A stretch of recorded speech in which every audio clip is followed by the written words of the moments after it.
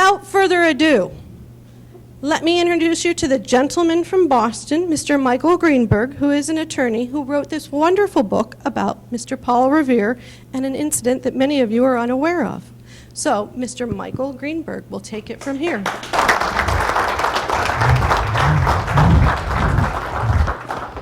Thank you, Gwen.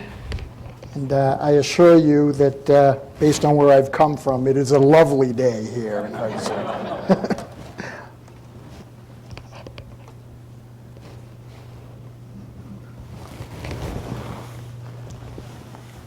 On September 6th, 1779, a Marine captain by the name of Thomas Carnes delivered an incendiary statement to the Massachusetts Council, sitting in Boston, and it read, "Gentlemen, being requested to lodge a complaint against Lieutenant Colonel Paul Revere for his behavior at Penobscot, which I do in the following manner. First, for disobedience of orders from General Lovell in 2 instances, when ordered to go on shore with 2 18-pounders, 1 12, and 1 4 and 1 howitzer, excused himself.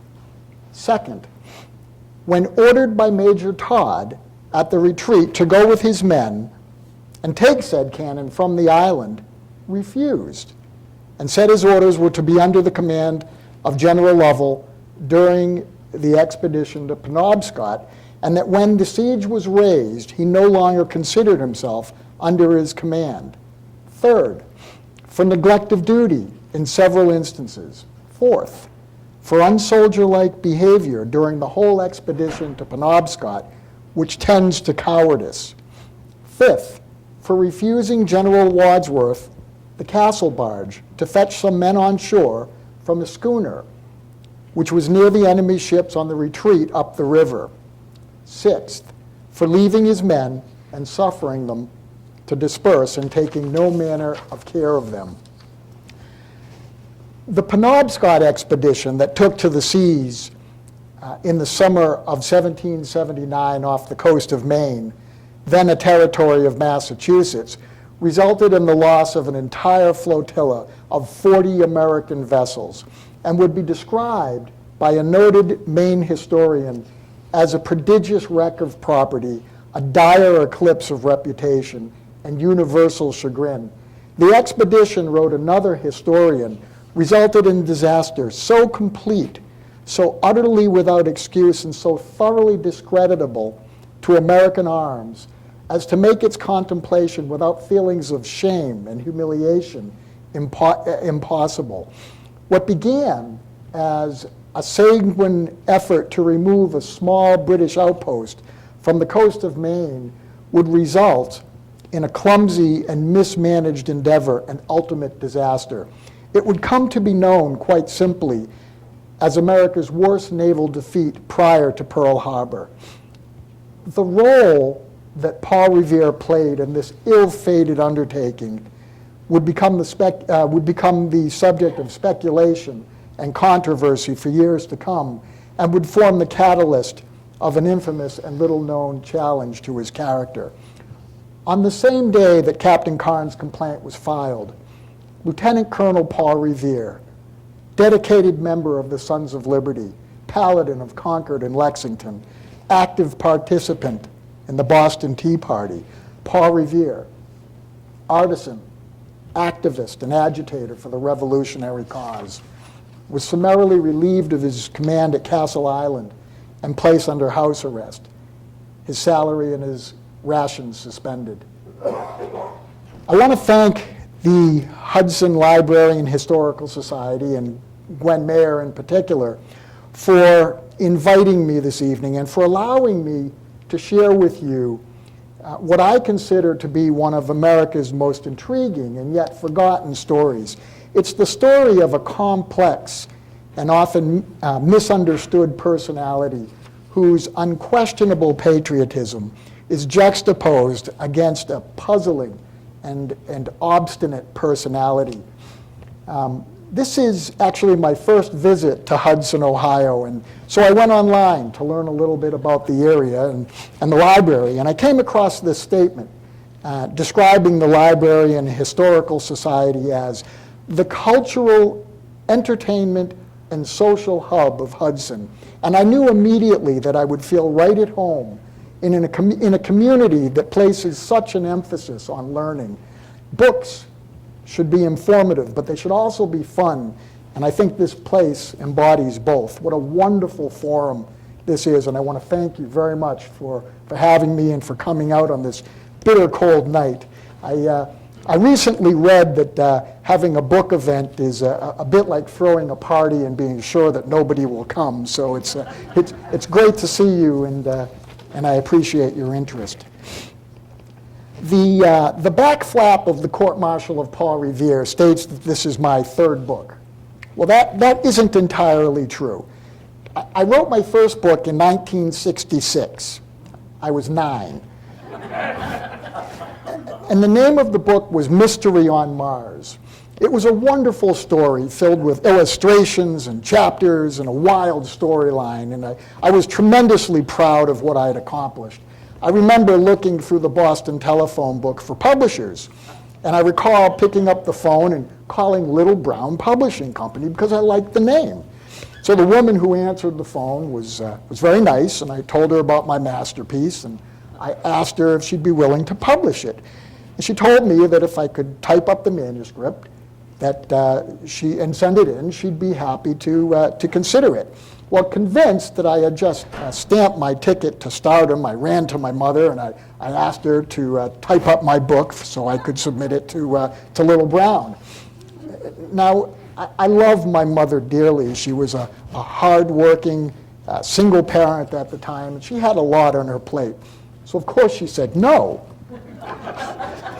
I was devastated, and I had no idea how to type, so that was the end of my dream of authorship. As the years went by, scarred as I was, I finished school, went to college, and I did what most other frustrated and scarred individuals do. I went to law school. And it was there that my interest in writing was rekindled. I can recall in my first year of law school reading an old English case illustrating the crime of larceny, where an individual was tried for stealing a loaf of bread. The professor pointed out that in point of fact, the crime was probably punishable by removal of the hands or even a capital offense. I began thinking about the people involved and the circumstances that would drive a person to take such a risk. Now, in those days, it was hard enough just trying to figure out those cases without trying to find the great American novel and some abstract rule of law. But I think you understand my point. I came to believe that behind the cold, sterile facts of every reported case lies a human interest story. And it was then that my desire to reveal those stories first took shape. Now, as a practicing lawyer, I'm constantly reminded of the legal cases and the archival materials within which matters of forgotten history often reside. I first learned of Paul Revere's court-martial proceeding in the summer of 2011 while perusing a law review article published in the Boston Bar Journal in 1977, and I was utterly astonished by the story. Why, I wondered, had I never heard of this extraordinary piece of history? As any school child, I had learned early on of Revere's historic ride and his pivotal role in the birth of the nation, but his later travails arising from the Penobscot expedition seemed lost to history. Like so many of us living in the Boston area, I've gained an affinity for the dramatic events that would lead to the American Revolution, many of which occurred in my own backyard. Local history has always been my passion and has fostered in me an abiding respect for the sons of Massachusetts who nurtured the cause of liberty. Well, as I dug deeper into the biographies and the buried archives surrounding the Penobscot expedition, a divergent side of Paul Revere began to emerge, and the improbable account of his court-martial unfolded before me. This dichotomy in Revere's personality, this separation between what we think we know about an American icon and what is in fact truth, is what attracted me to the story. The court-martial of Paul Revere is not unknown history, but it has never been the subject of a full-length book, and I would venture to say that most people have never heard of it. That is what I find compelling about the topic. The fact that we can still shed light on this man years after his defining moment, and that is what prompted me to write the book. The story of Paul Revere in popular American culture really begins in 1860, on the eve of the Civil War, about 43 years after Revere's death.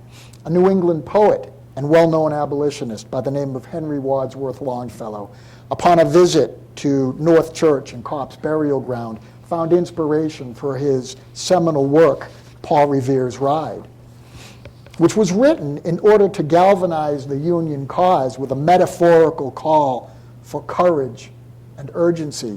The poem was published in the January 1861 issue of the Atlantic magazine, just as South Carolina became the first state to secede from the Union. Prior to Longfellow's poem, Revere had been known locally as a competent goldsmith, a successful entrepreneur, and a dedicated member of the Sons of Liberty. But his midnight ride of April 18th, 1775, had been all but lost to history. Not even his obituary in 1818 made mention of this, his seminal moment, according to modern history. Longfellow's poem, which incidentally focused on Revere more for the cadence and rhymability of his name than for actual historical significance, would, however, immediately elevate the name of Paul Revere to iconic and legendary status, a status that perhaps even Revere himself would find puzzling today.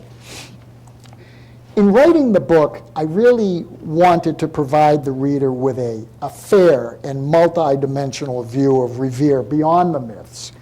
I will say that most of the biographies give only passing reference to his actions on the Penobscot expedition and the subsequent legal proceedings against him.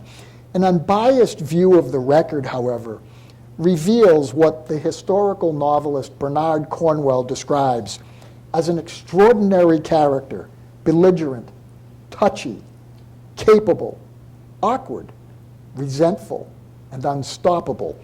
And Revere is all of that. There's not a question that he displayed exceptional courage on the night of April 18, 1775, when he brought the warning of the British march to Hancock and Adams and from Charlestown to Lexington. But it's also pretty indisputable that in later years, he showed himself to be petty and confrontational, and he allowed personality conflicts to interfere with his duty as an officer. Revere was many things, but he was definitely not a soldier. Even Esther Forbes, Revere's chief biographer, noted, he could learn a new trade as fast as most men turned around, yet his military record is undistinguished. He certainly had no liking for army life. So who was Paul Revere? Most of us think of Longfellow's mythical lone figure on a mighty steed galloping through the moonlit night to Concord, shouting, "The British are coming." But let's weed out some of the myths and inaccuracies that Longfellow and others perpetuated and that have persisted through the years regarding Revere and his ride. First of all, we know that the two lanterns hung in the bell tower of Christ Church, what we now call the Old North Church, as a signal that the British were on the move, was not intended for Paul Revere, as Longfellow implies. It was, in fact, Revere's message to others. Joseph Warren, the acting head of the provincial government in Boston at the time, had been acutely aware of the British movements in and around the region, and he already knew that the awaited excursion was afoot. He'd maintained contact with an informant, someone very close to top British command, who provided him with confirmation that indeed the Redcoats would march on the evening of April 18th, and their design was in fact to seize Samuel Adams and John Hancock, who were known to be at Lexington, and to burn the ammunition and powder stores at Concord.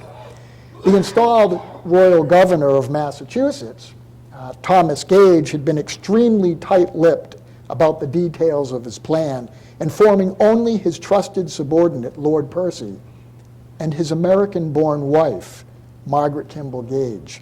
Now, there is no definitive proof of who Warren's informant was, but we know that Margaret was a rebel sympathizer, and that later that summer, Gage had her unceremoniously shipped back to England, perhaps in the belief that she had betrayed him. So by the time that Revere met with Joseph Warren on the night of April 18th to receive his orders, the men knew when and how the British would begin their march.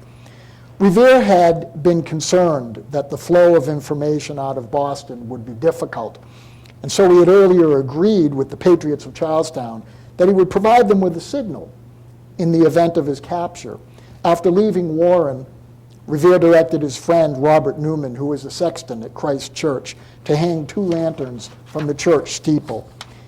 It was Revere's sign that could be seen clearly across the river in Charlestown that the British were on the move. We also know, as Gwen pointed out, that Revere was not the only rider that night. Joseph Warren had earlier sent a fellow patriot named William Dawes to Concord via a southern route over Boston Neck to warn of the British movements. Also, while on the road, Revere met and was joined by Dr. Samuel Prescott, who had been courting his fiancée in Lexington and who volunteered to help spread the alarm. Revere would call him a high son of liberty. In point of fact, Prescott was the only one of the 3 to make it to Concord that night. Revere was captured by an advance scout of British troops outside of Lexington, and Dawes was knocked off his horse after being pursued and wound up stumbling helplessly through the moonlight, and I might add, into obscurity. But as Revere was held prisoner, the call to arms spread throughout the countryside, and by the early morning hours, many other riders picked up the mantle and circulated the word throughout Middlesex County and beyond. And let's talk about that word for just a moment. It is very improbable that Revere would have shouted, "The British are coming." They all considered themselves British and loyal subjects of the Crown in 1775. It's much more likely that Revere and the others would have warned that the regulars are out, a term used at the time for redcoats or British soldiers. And while we are on the subject of historical accuracy, for those of us who are sticklers for detail, Deacon Larkin's horse that was provided to Revere in Charlestown and that he famously rode north and west to Lexington was not a stallion. She was a mare. Many have noticed that the Revere statue in the north end of Boston is not, shall we say, anatomically correct. I had a professor in college who would challenge his students to, shall we say, rework the statue in the dead of night with a hammer and chisel. He insisted that they would become the instant darlings of every woman's rights group in the country if they did so. But Revere was really quite heroic on the night of April 18th, 1775. With the assistance of 2 friends, he crossed the harbor in a rowboat, silently passing the British warship Somerset that had been strategically placed to intercept all such messengers. By 11 p.m., he set out across Charlestown Neck, and in an effort to avoid British patrols to the west, he traveled up Mystic Road through present-day Medford. He crossed a wooden bridge and through North Cambridge to Menotomy, now Arlington. He then rode along Great Road, which is now Massachusetts Avenue, and made his way west toward Lexington. Revere later wrote, "I alarmed almost every house till I got to Lexington." By midnight, he arrived at the Reverend Jonas Clark house, where John Hancock and Samuel Adams had taken refuge out of Boston.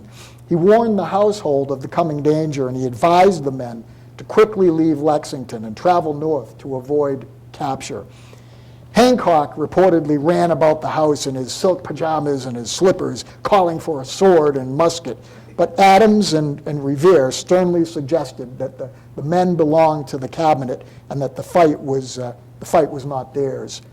About that time, William Dawes also arrived at the house, and after a short rest, he and Revere continued their trek toward Concord. Now, as I said, Revere was taken prisoner by an advanced British patrol. He never made it to Concord.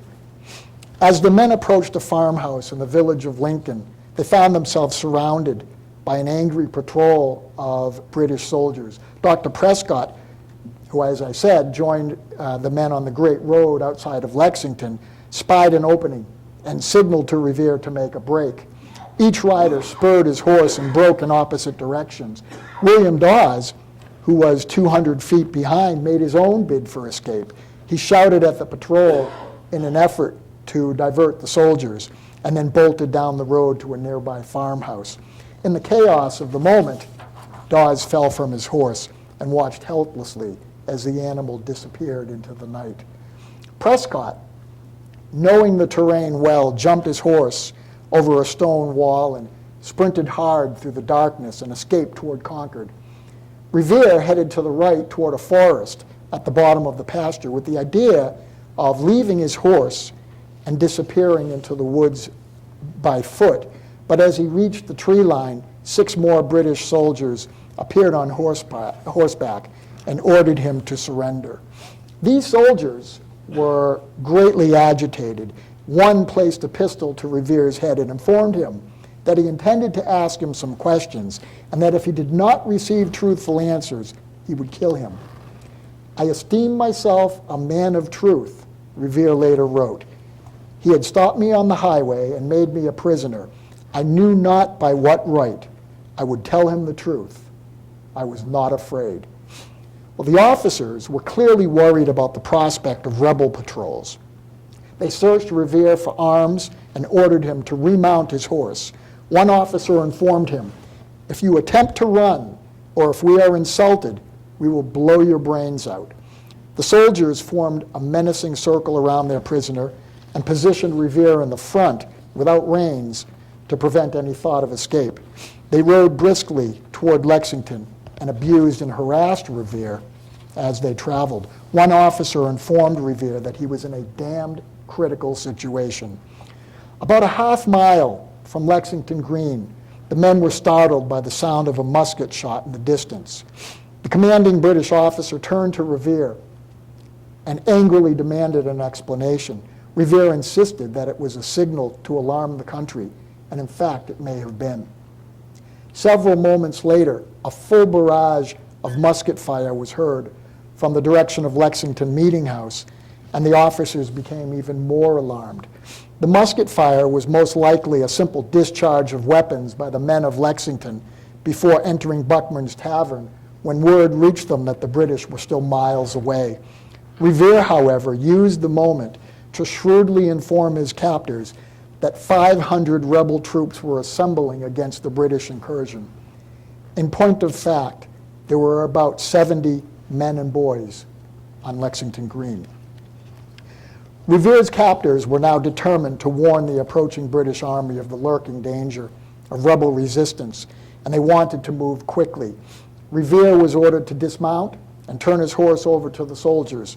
They then rushed back toward Cambridge, leaving Revere alone on the muddy road.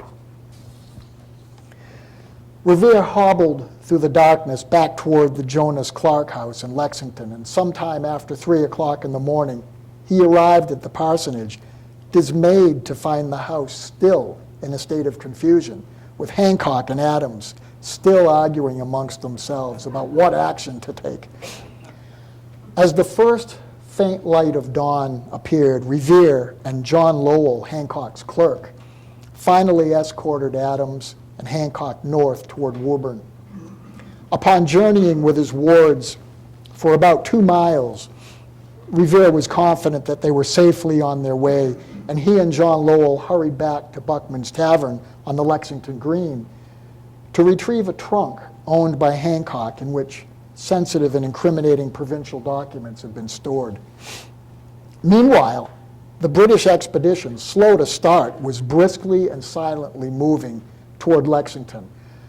Upon learning of possible rebel resistance, Colonel Francis Smith, the British commander, immediately dispatched 6 companies of light infantry, about 250 men, under the command of Major John Pitcairn, as an advance force to capture the bridges of Concord.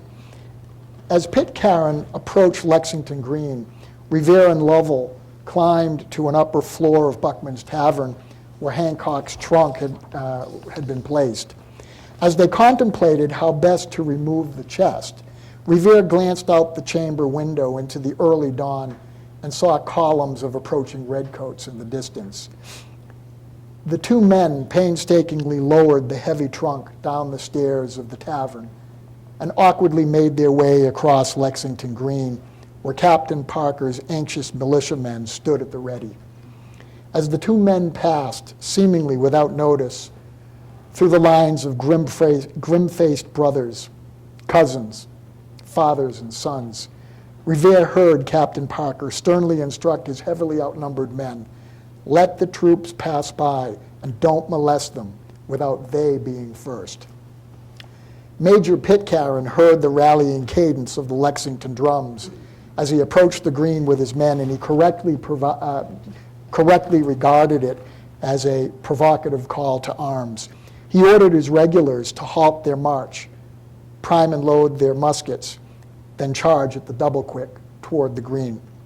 As the regulars approached, a British officer, most probably Pitcairn, galloped forward with a pistol in hand and reportedly demanded that the rebels disperse.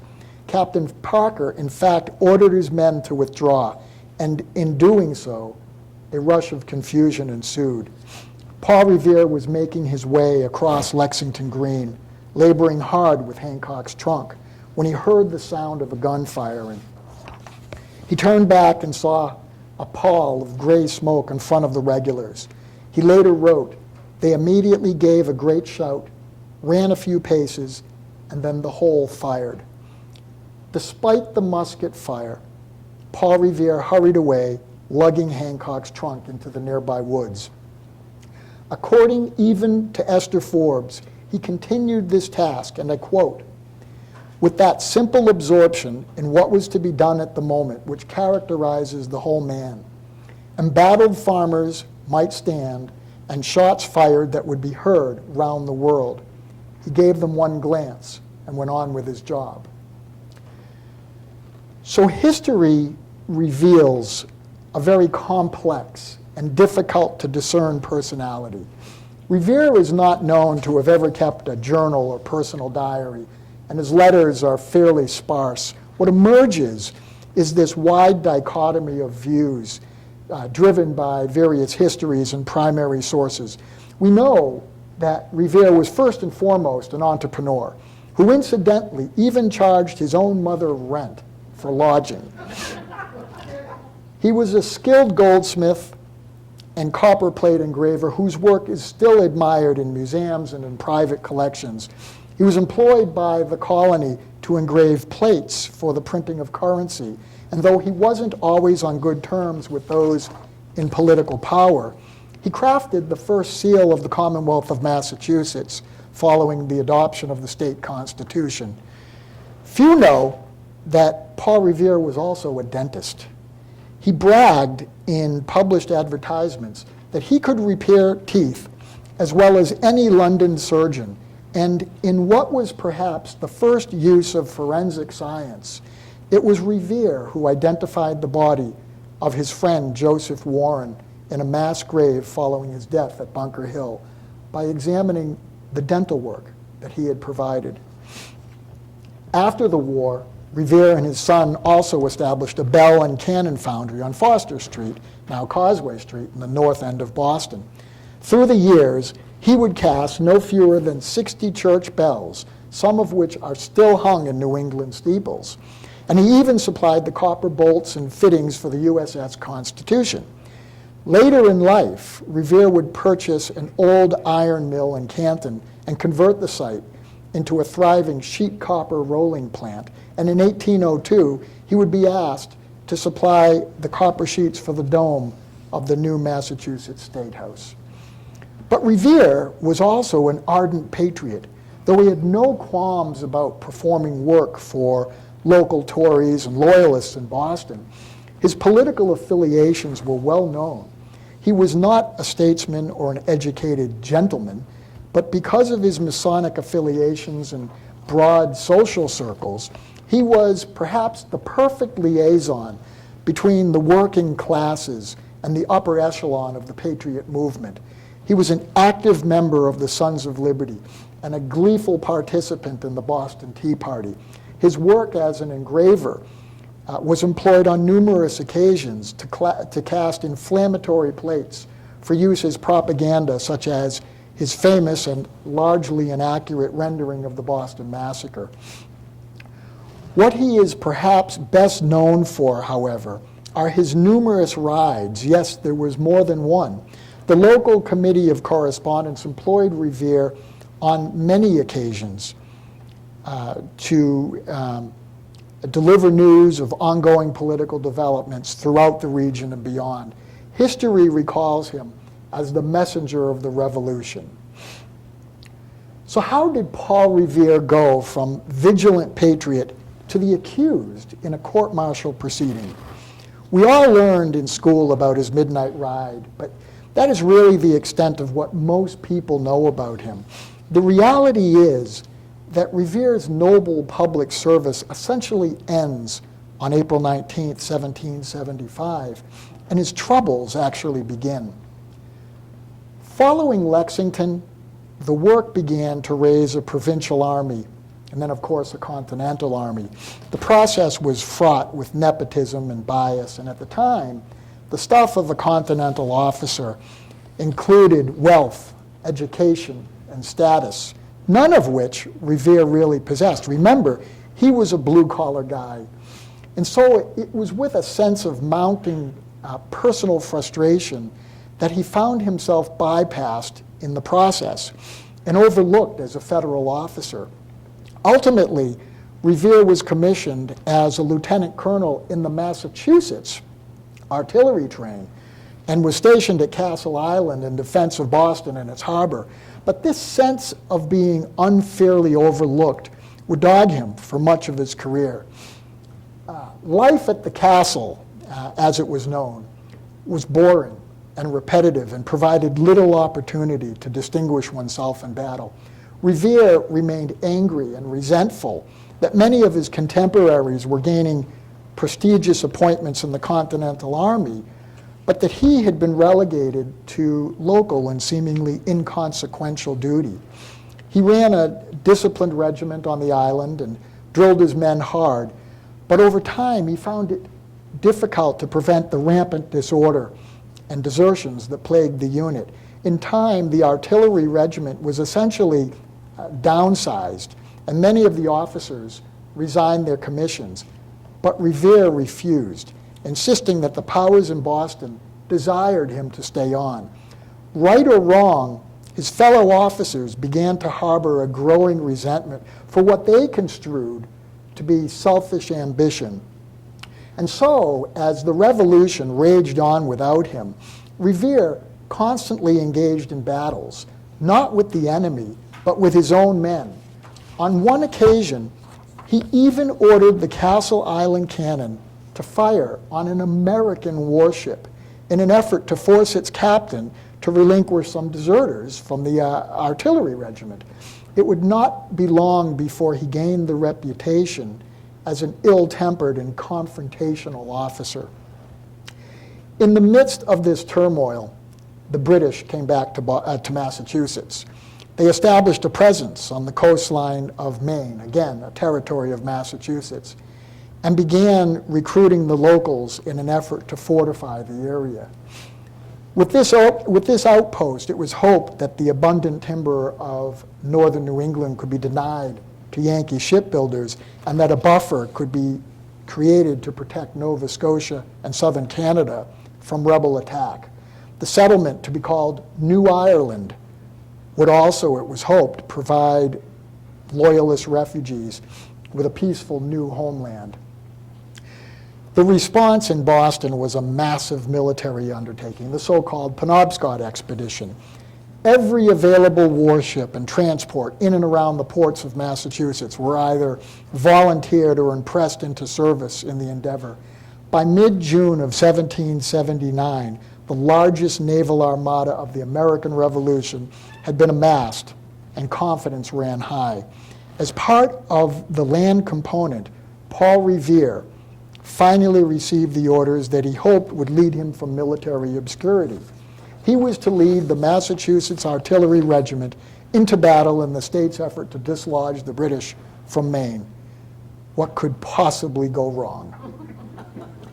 Well, from here, the story sort of degenerates into a melee of finger-pointing and accusations. The Penobscot expedition was plagued from the start with mismanagement and timid leaders, and was doomed to failure. Dudley Saltonstall, the Commodore of the American Naval Force, refused to attack the three small British sloops that guarded the harbor until the land forces attacked the British fort. And the land forces, once they gained a position on the heights outside of the fort, refused to press the attack until the British ships were destroyed. And so, for the better part of a month, precious little was accomplished by either side until, of course, a flotilla of British reinforcements arrived and forced the entire rebel force to retreat in panic. Even before Paul Revere got back to Boston, stories of his conduct during the Penobscot expedition circulated around the town, and it would not be long before a formal complaint was drawn against him. In the failure of Penobscot, Revere's enemies finally had a foothold of attack. Massachusetts quickly convened a court of inquiry at Faneuil Hall to determine the cause of the failed expedition. As part of the inquest, a series of written statements were taken of virtually all the officers who served, each of which was read aloud and accepted as evidence. The record of this inquiry is really quite intriguing and became one of the most important primary sources for the book. One of the difficult tasks of a nonfiction writer is to distinguish truth from falsehood. But in this case, the accusations themselves are part of the record and really shape the story. It's very interesting how similarly situated people can view the same event through the prism of their own biases and personal prejudices and arrive at completely different conclusions. This is true of nearly every legal battle, and it was true of the case against Paul Revere. It was in these sworn statements that the detailed allegations against Revere took shape. Now, Paul Revere was extremely independent and unaccustomed to following orders. The record reveals that he was legalistic in his interpretation of rules, and he was often combative in the many councils of war that were held to determine strategy. During the initial assault on the heights surrounding the British stronghold, he was accused of lacking far to the rear. And then, after the rebel land forces achieved their initial objective, he came back down to the shore and came aboard one of the ships for breakfast before working with his men to bring up the artillery as he was ordered to immediately do. In fact, Revere was seen on various occasions retiring to the ship for meals while his men labored on the cliffs, and was accused of actually sleeping on board while all hands had been ordered to remain on shore. Solomon Lovell, the commanding officer of the rebel ground forces, angrily commented on several occasions that Paul Revere, his artillery commander, was nowhere to be found. Others commented on his lack of artillery skill and leadership, and even the leader of the British forces suggested that the rebel cannon fire controlled by Revere was laughably ineffective. As the Penobscot expedition degenerated into failure, Revere was given orders by General Lovell to remove certain cannon from an island to be used in a defensive stand against the British reinforcements. Instead of following the order, Revere was seen removing from his pocket his council orders and studying them. He was heard to say that since he was mandated by the state to be under the general's command during the Penobscot expedition, and since for all practical purposes the expedition had in his mind ended, he no longer considered himself bound by the general's orders. And in a stroke of historic irony, another of Revere's commanding officers, General Peleg Wadsworth, the grandfather of Henry Wadsworth Longfellow, promised Revere's immediate arrest for contravention of his orders in the rescue of a disabled schooner during the upriver retreat of rebel forces. Wadsworth commanded the use of Revere's Castle Island barge in an effort to rescue some men who had been lost on a schooner that was fledgling in the river. As the reason for not following the order, Revere stated that his private baggage was on the craft, and he asked him who would thank him for losing that in attempting to save the schooner to the state. Not exactly the Paul Revere that we learned about as children. As the expedition officers gallantly regrouped and attempted to make one final stand against the British to salvage the mission, Paul Revere concluded that he was no longer needed, and he left for home. General Lovell asked the Massachusetts Council to reprimand his artillery commander for leaving without orders. Well, back in Boston, Revere had become the subject of rampant gossip, and public clamor had turned decidedly against him. As I said, he was immediately stripped of his command of Castle Island and temporarily placed under house arrest. He complained bitterly to his friends and fellow soldiers that he had been falsely and unfairly accused, and he resolved to fight the charges with every ounce of his energy. He fired off angry and expressive letters and petitions to the Massachusetts Council, protesting his innocence and declaring the existence of some vast conspiracy to besmirch his character. He insisted that because of the problems he had faced earlier with his men on Castle Island, a group of officers had plotted against him and lied about his conduct on the Penobscot expedition. It lays with you in great measure, he begged the committee, to determine what is more dear to me than life, my character. And he spoke of the complaint against him as an everlasting monument of disgrace, which would remain until proven false. To Revere's utter dismay, the state's inquiry into the causes of the Penobscot fiasco failed to either condemn or exonerate him. In fact, the report completely ignored him, despite volumes of testimony for and against him adduced at the hearings. Well, this predictably infuriated Revere. He viewed the allegations as an unfounded and scurrilous assault on his character, and he demanded to be heard on the subject. Badgering his political allies for a specific hearing into his involvement at Penobscot, he did finally obtain an inquiry, only to be disappointed with the committee finding that his actions were not wholly justifiable. Most in Boston believed that Revere had gotten exactly what he deserved. He'd asked for a hearing and the committee ruled against him. But instead of letting the matter die, he worked harder than ever to find a tribunal to rehear his case. For the next 3 years, as Massachusetts moved on from the failures of the Penobscot expedition and set out to form a new and pioneering state constitution, Revere remained single-minded and nearly obsessive in his quest to clear his name. He repeatedly demanded a trial by court-martial, and most people resented him for it. Petition after petition was filed and either ignored or scorned, but Revere never faltered in his resolve. Well, Lieutenant Colonel Paul Revere of the Massachusetts Corps of Artillery finally got his court-martial, but it wasn't until 1783. He had long since returned to business, and the people of Boston had relegated the Penobscot fiasco to the unchangeable past. Governor John Hancock, the man who Paul Revere had come to warn on that moonlit night in 1775, appointed a president and a panel of 12 legal and military minds to mull over the evidence and pass judgment on the character of Paul Revere.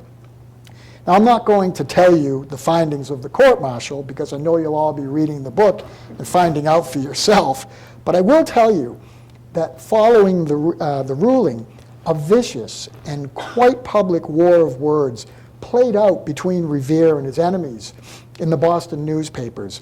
"I should be very sorry," wrote Revere's chief accuser, "to put my character on a footing with Paul Revere, who the world knows to be a coward." The Penobscot expedition and Paul Revere's role in it would be forgotten.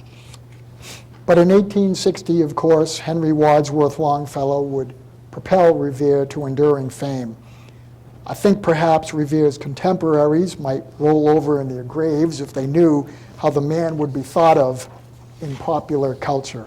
But frankly, I don't think Revere himself would even slightly blush. Thank you very much.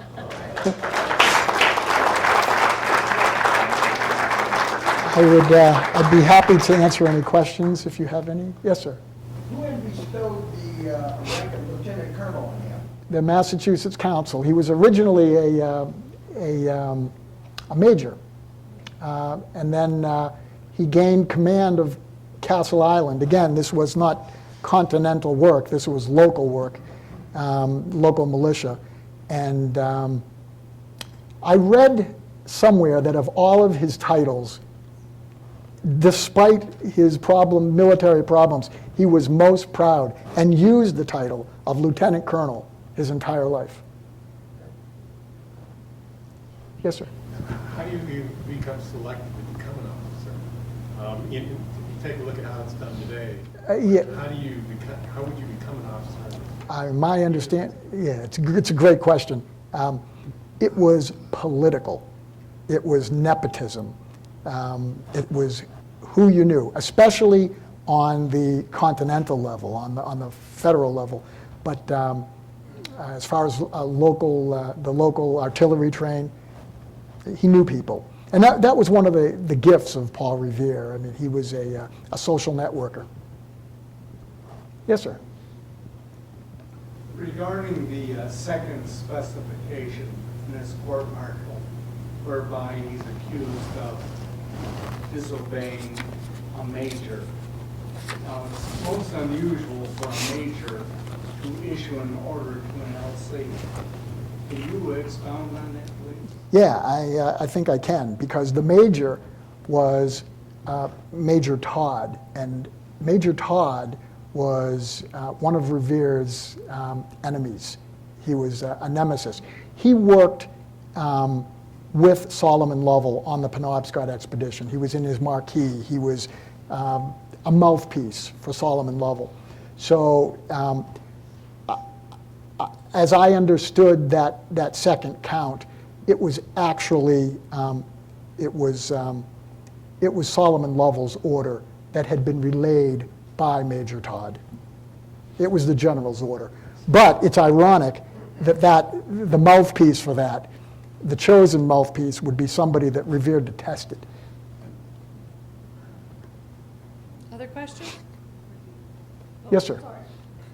A general question. As a historian, as an attorney, someone that's accustomed to the language and the meaning of words, what's your impression of the early writings, like the Federalist Papers, versus what you read today? Well, first of all, I want to make clear I'm not a historian. I am a lawyer, and my writings although they often involve history. I'm not a trained historian. But I can offer an opinion. I mean, you can generalize that question.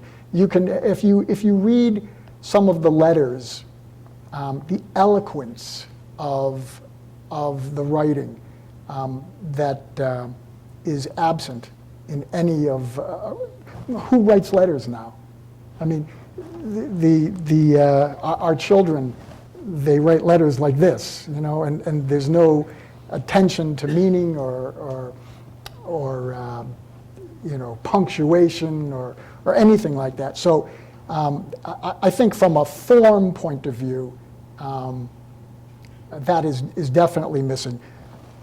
On, you know, substantively, you are not going to see any documents coming out of our present day, you know, Congress like the Federalist Papers. I assure you. Other questions? Oh, okay. This History Channel, Sons of Liberty, Yeah. did that do a great disservice on explaining John Hancock's reason to join the Sons of Liberty?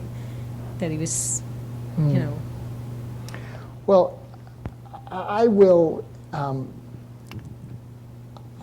suggest to you that I was pretty disappointed in that series, because I think when people turn on to the History Channel, they expect. I mean, I did. I suppose I expected real life history. And when you call yourself the History Channel, and you present a dramatization that is loosely based on fact, extremely loosely based on fact, I think they should have said something. I think, you know, this is a dramatization, and it's not like they don't have resources to get the story right. I'm sure they knew the right story, but I think their intention was to dramatize the story, make it interesting. There were a lot of factual issues. I honestly, I don't know the circumstances of John Hancock's involvement, but I mean, there were glaring errors, like they made Paul Revere the hero of Bunker Hill, and Paul Revere wasn't at Bunker Hill. Made him the hero of Lexington, and Paul Revere never picked up a musket at Lexington. On and on. There were. I mean, I'm not a critic, and I'm not going to sit there, but I wanted to kind of get out because I knew your question was going to come sometime. Yeah, it was disappointing to me. Anything else? Yes, ma'am. When did you learn? Oh, sorry. I'm sorry. That's okay. When did he learn his metal work, and when and how was he trained as a dentist? I never knew about that part. Yeah, well, I mean, he was an entrepreneur, and he found ways to, I mean, he was an artisan, and he found ways to expand what he knew to make money. And when times were hard and when business was slow, he expanded. He learned his trade from his father. He was an apprentice of his father, who was a silversmith as well. Did he have brothers and sisters, and what were they like? Revere had several brothers and sisters, and I'm afraid I cannot authoritatively tell you much about what his family was like. I can tell you that Revere himself was extremely prolific. He had, through his first wife, who, I mean, he literally killed her. In 15 years, they had 8 children. She died, and 6 months later, he had a second wife and had 8 more children, and they had 52 grandchildren. I wouldn't want to be in that house at Thanksgiving, but I don't know. So, and his descendants are alive today. Matter of fact, there was one that was interviewed. There was a time capsule that was uncovered at the Massachusetts State House that Revere presided over when it was entombed, and one of his descendants was present. Anything else? Other questions? Now, ladies, oh, wait a minute, we got one more here. You made reference to the trunk that they were dragging around town. Come on, we gotta know. Where is it? The trunk. Provincial documents. Okay. That trunk is in Worcester, Massachusetts. You can still go see it. Interesting stuff. Well, thank you very much for having me.